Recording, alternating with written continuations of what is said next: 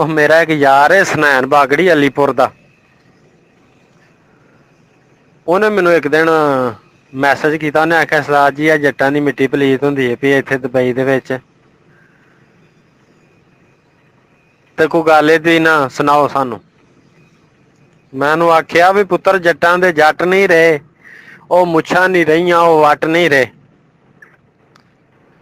ਪੁੱਤਰ ਜੱਟਾਂ ਦੇ ਜੱਟ ਨਹੀਂ ਰਹੇ, ਉਹ ਮੁੱਛਾਂ ਨਹੀਂ ਰਹੀਆਂ, ਉਹ ਵੱਟ ਨਹੀਂ ਰਹੇ। ਵੇਚ ਜ਼ਮੀਨਾਂ ਦੁਬਈ ਟੁਰ ਗਏ ਤੇ ਛੱਡ ਕੇ ਦਾਤਰੀ ਕਈ ਟੁਰ ਗਏ।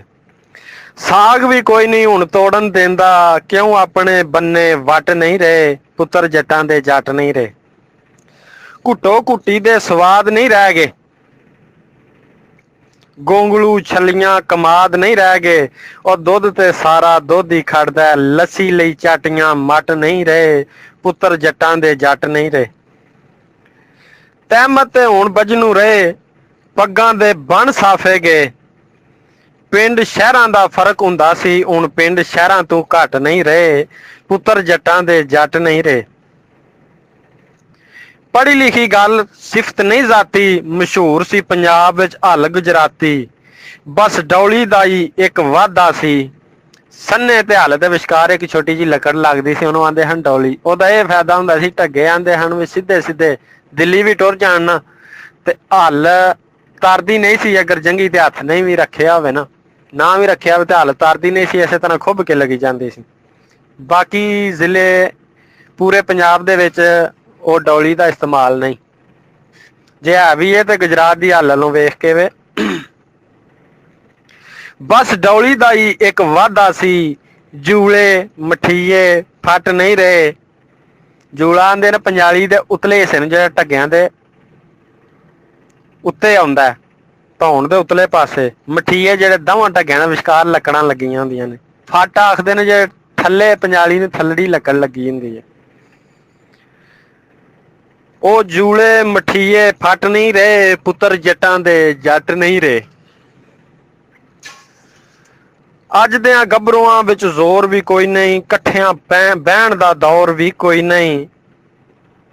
ਪੱਪੂ ਦੇ ਰੌਲੇ ਭੱਠ ਤੰਦੂਰੀ, ਚੰਗਿਆਂ ਜਣਿਆਂ ਦੇ ਛੱਟ ਨਹੀਂ ਰਹੇ। ਪੁੱਤਰ ਜੱਟਾਂ ਦੇ ਜੱਟ ਨਹੀਂ ਰਹੇ। ਮੁੱਛਾਂ ਨਹੀਂ ਰਹੀਆਂ, ਵੱਟ ਨਹੀਂ ਰਹੇ। ਤੇ ਕਦੇ ਅਸੀਂ ਦੁਬਈ ਨਾ ਹੁੰਦੇ, ਛੱਡ ਕੇ ਦਾਤਰੀ ਕਈ ਨਾ ਹੁੰਦੇ।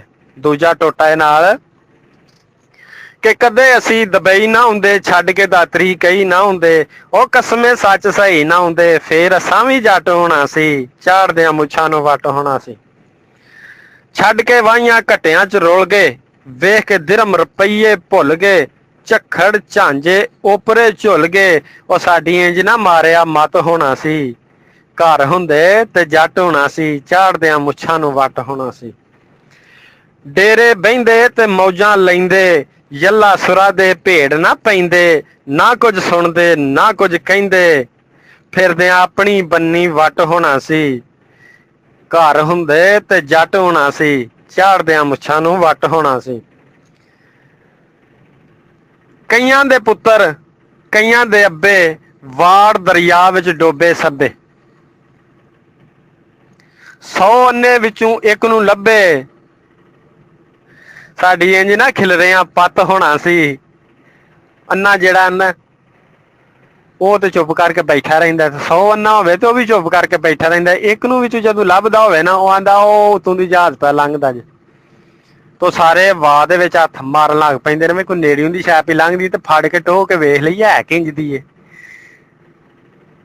ਤੇ ਜਾਂ ਉਹ ਆਗ ਛੱਡੇ ਨਾ, ਜਿਹਨੂੰ ਥੋੜਾ ਜਿਹਾ ਲੱਭਦਾ ਹੁੰਦਾ, ਉਹ ਵੱਟੇ ਨਾ ਮਾਰ ਕਿਸੇ ਦੇ ਸਿਰ 'ਚ ਲੱਗਦਾ ਹੀ ਤੇ ਉਹ ਸਾਰੇ ਸਿਰ ਨੀਵਾਂ ਥੱਲੇ ਕਰਨ ਲੱਗ ਪੈਂਦੇ ਨੇ, ਹੋਰੇ ਸਾਡੇ ਸਿਰ ਨੂੰ ਸਿੱਧਾ ਨਹਾਉਂਦਾ ਹੋਵੇ ਪਿਆ। ਇਸੇ ਤਰ੍ਹਾਂ ਹੀ ਮਤਲਬ ਇੱਕ ਦੁਬਈ ਆਇਆ ਮਗਰ ਸਾਰੀਆਂ, ਜਿਸ ਤਰ੍ਹਾਂ ਮਤਲਬ ਇੱਕ ਮੱਝ ਪਾਣੀ 'ਚ ਵੜੇ ਫਿਰ ਪਿੱਛੋਂ ਸਾਰਾ ਅੱਜੜ ਵੜ ਜਾਂਦਾ, ਉਹ ਹਿਸਾਬ ਹੋਏ ਆ। ਤੇ ਆਂਦਾ ਪਿਆ ਬਈ ਸਾਡੀ ਤੇ ਬਿਲਕੁਲ ਬੱਕਰੀ ਬਹਿ ਗਈ, ਵਹਾਣ ਜੋਗੀ ਹੁਣ ਸ਼ਕਲ ਨਹੀਂ ਰਹਿ ਗਈ। ਫਿਟਕਾਂ ਵੀ ਪਈਆਂ, ਲਾਨਤ ਵੀ ਪੈ ਗਈ। ਉਹ ਸਾਡੀ ਇੰਜ ਨਾ ਮੁੰਜੀ ਫੱਕ ਹੋਣਾ ਸੀ। ਘਰ ਹੁੰਦੇ ਤੇ ਜੱਟ ਹੋਣਾ ਸੀ, ਝਾੜਦਿਆਂ ਮੁੱਛਾਂ ਨੂੰ ਵੱਟ ਹੋਣਾ ਸੀ। ਖੈਰ ਹੋਵੇ ਜੀ।